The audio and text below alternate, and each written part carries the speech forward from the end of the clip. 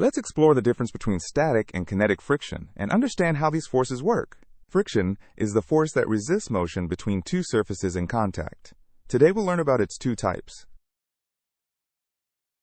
Static friction is the force that prevents an object from starting to move. Static friction is the force that keeps an object at rest when you try to push it. This friction force adjusts itself to match whatever force you apply, up to a certain maximum value. When you push with 5 newtons, static friction pushes back with exactly 5 newtons, so the box doesn't move. The maximum static friction equals the coefficient of static friction times the normal force.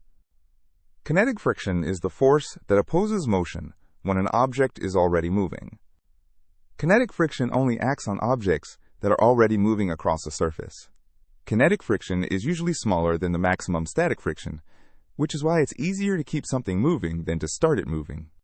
Once moving, the box experiences kinetic friction of 6 newtons, which is less than the 8 newtons pushing it, so it accelerates. Kinetic friction equals the coefficient of kinetic friction times the normal force, and this value stays constant. Let's directly compare static and kinetic friction to see their key differences. Static friction acts on stationary objects with a variable force that's usually higher, while kinetic friction acts on moving objects with a constant force that's usually lower. The coefficient of static friction is typically greater than the coefficient of kinetic friction. Understanding what happens at the moment when an object starts to move is crucial. This graph shows how friction changes.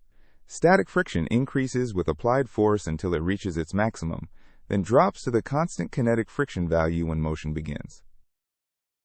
The breaking point occurs when the applied force finally exceeds the maximum static friction, causing the object to start moving. Let's look at some everyday examples where we experience both types of friction. When pushing a heavy box, it's hard to get it started because of static friction, but once it's moving, it's easier to keep it going due to lower kinetic friction. Car brakes use static friction when the wheels lock up and kinetic friction when the wheels are sliding, which is why anti-lock brakes that maintain static friction work better. When you walk, static friction between your shoes and the ground prevents your foot from slipping backward as you push off. Let's look at the key equations that govern these friction forces. The normal force on a horizontal surface equals mass times gravitational acceleration.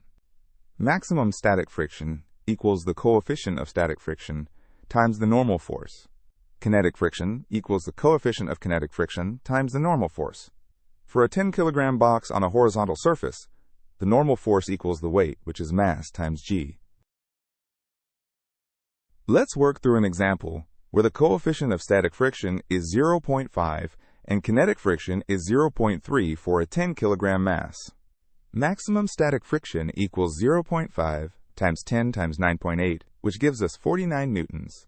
Kinetic friction equals 0.3 times 10 times 9.8, giving us 29.4 newtons. Let's summarize the key differences between static and kinetic friction. Static friction prevents objects from starting to move, while kinetic friction opposes objects that are already moving. Static friction varies from 0 up to its maximum value, while kinetic friction remains constant during motion. For most materials, static friction is greater than kinetic friction, which explains why starting motion is harder than maintaining it. Both types of friction depend on the normal force pressing the surfaces together and the properties of the materials in contact.